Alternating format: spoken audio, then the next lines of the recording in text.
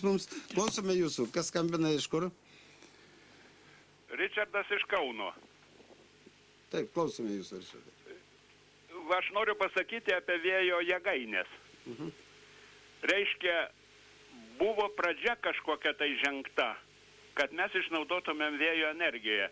Kaip dainininkas Mamontovas sako, pas mumi milijonai kilovatų švilpia pro ausis vėjo pavydalu ir mes nieko nedarom. Tai šitie visi energetikos biurokratai, tie visi plėšikai, jie draudė, samdė visus, kad jiem padėtų visus tuos pagalbininkus savo, kurie pradėjo sakyti, kad tai ir gyvuliam kenkia ir visiems kenkia. Bet pasirodo, kad tai yra nesąmonė ir kada danai, kurie turi tokią milžinišką 100-metę patirtį savo šaly išnaudoti vėjo energiją, jie nusisuko nuo mumi, susirinko visus savo, kaip sako, manatkes ir išvažiavo, nes kvailių šaly nėra ką veikti. Dabar kitas klausimas tai dėl premjero mūsų. Jisgi yra fizikas. Tai jis, koks jis yra fizikas, turbūt toks ir politikas. Kad jis šitų klausimų neiškelia, o stovi, o kelia klupščiauja prie šitą saujelę plėšikų iš energetinios sistemos. Ir vakar galutinį tokį vakare buvo laida, diskusija, kur rodo sėdinti socialistinį demokratą Kirkilą įsiskėtusi, tartum jis būtų apžergęs Lietuvą. Ir mes per šitą socialistinę demokratiją... Žmonių. Dabar Augustinas, jisai 20 metų įdėjo į savo darbą, išnagrinėjo, susieškojo mokslinius darbus, žmonių išradimus ir sako, žmonės, mes turim galimybę atsijungti nuo elektros laidų.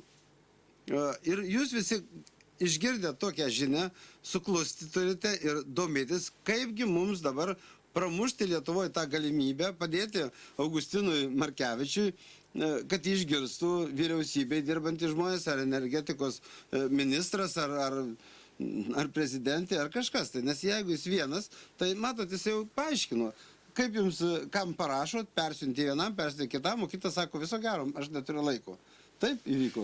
Ir ta visuomenė, tik visuomenė gali pareikalauti. Dar ne viskas. Jie dar nusiunčia energetikos institutą, kaip jie siuntė apie vandens deginimą, kaip aš deginu vandenį. Ir parašė, kad vanduo degti negali. Iš tikrųjų, be vandens neįmanomas joks degimas. Vanduo dega taip, kad bet kokią šitągi keramiką sudegina. Va kur problemos. Bet aš vandens deginimo nesiūlau toliau plėtoti, kadangi bet koks deginimas šildo atmosferą. Pagal mokslininkų duomenis, jeigu mes toliau taip deginsim, tai po 50 metų žuvsim. Taip, bet tą šilimą jau kalba seniai. Kodėlgi įvedė mokestį? Ne šiaip savo. Įvedė mokestį ekologinį užteršimą CO2 dėl to. Todėl, kad jau mato, jau visi žino, bet vis dar nuo žmonių slepia. Ir jie nenori tokio ekologiško būdo įdiegti. Visiškai jokių pastangų, jokių norų. Sakau, net nepriima pasišnekėti. Nesąmonė, koks čia elitas. Čia nesąmonė. Ta elita žodį vartoja, nebegalima vartoti. Negalima. Tai dabar, ką aš parašiau, savam draugam įsiunčiau visą medžiagą, tos kreipimusius prezidentai, ministrui pirmininkui ir Seimui, ir apie energijos strategijos keitimą, paprašydamas, kad savo komentarą parašytų. Dabar jūs išgirdę, rašykit komentarą. Mes norime pigios energijos. Ar nenorite? Jeigu nenorit, nerašykit. Jeigu norit, parašykit savo Seimo nariui. Aš tai manau, žinot, yra jungtinis demokratinis judėjimas, ar ne? Kurį Čelinskas pirmininkas dalyvaudas laido. Aš manau, ir neapsimoka, kad visi gamintus. Tik tai tie, kurie gabus, tegul tie gabinasi, iš jų pasirinksim geresnį modelį, pradėsim masiškai gaminti. Jo labiau, kad jos pakviesim dirbti į tą centrą. Centrą mes kursim. Aš manau, kad tai būtų puikus dalykas, jeigu tą energetiką pasigaminti. Klausome jūsų, kas paskambino? Alio, Labadiena. laba. Alio. Klausome jūsų eteryje. Čia kalba iš Lietuvos taikomųjų mokslo akademijos mokslinė sekretorė Asta Lapinskinė. Taip. Norėčiau pasiūlyti ponui Augustinui, mes padėsim jums įsikviesti ir mokslininkus iš Rusijos ir pasiūlyti jums įdėkti bandomąją bazę, mes turim, prašom, galim pasiūlyti visas paslaugas. Gal telefoną savo tada ne eteryje, ten pakels jų studiją, užrašys telefoną, nepadėkite jūs ragelio.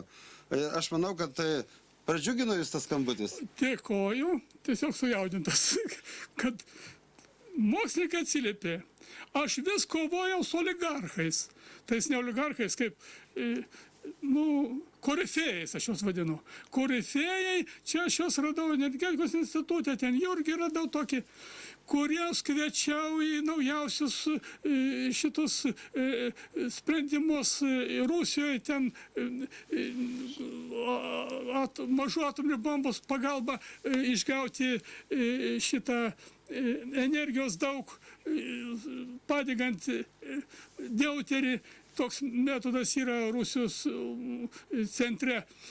Tai net neatsakė jokios reakcijos. Tai aš taip manau, kad tie, kaip aš juos vadinau,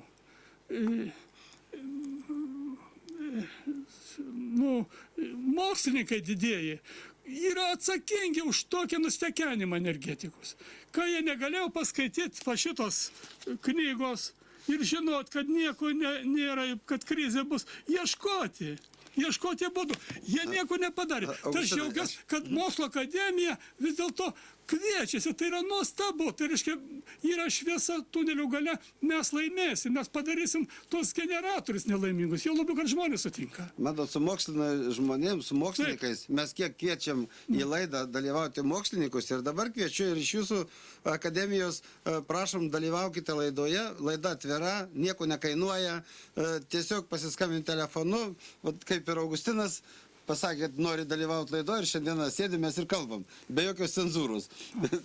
Aš sujaudins, kad mokslo akademija vis dėlto pažangiau. Aš maniau, kad vien korifėjai, kurie stabdo. Aš neužbaigiau pasakyti minties, kada ateina mokslininkai pas mus į laidą, profesoriai, jie sako, mes niekam nereikalingi.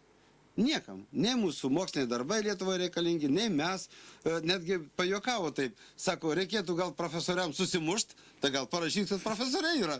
Tai įsivaizduokit, kaip nustumtas mokslas Lietuvoje, kaip nesigilinama į tų žmonių, tiek yra protingų žmonių Lietuvoje. Bet yra ir atsilikimas didelis. Sakau, iš tų korifėjų aš radau porą tik tai žmonių, tai yra du, reikia sakyti. Virbalis, šitas profesorius iš KTU katedros vedėjas elektrotechnikos, pas kurio katedro dirbo kaip tik Balčytis, kuris pradininkas tos teorijos srautų. Jis pirmas parašė knygą. Faktiškai mes jau turim vieną Nobelio premijos laureatą, tai kaip tik tą Balčytį. Dabar antrą turėsim, Motovilovą, jis bus mūsų pilietis ir bus Lietuvos Nobelio premijos laureatas. Tai garantuota Nobelio premija už tokį darbą. Aš manau, kad Augustinai tikrai surasim galimybės, kadangi mūsų daug klausytojų, mes turim pakankamai didelę auditoriją ir pabandysim ieškoti tų galimybių, kaip pigiai naudoti elektros energiją ir kad nekainuotų žmonėms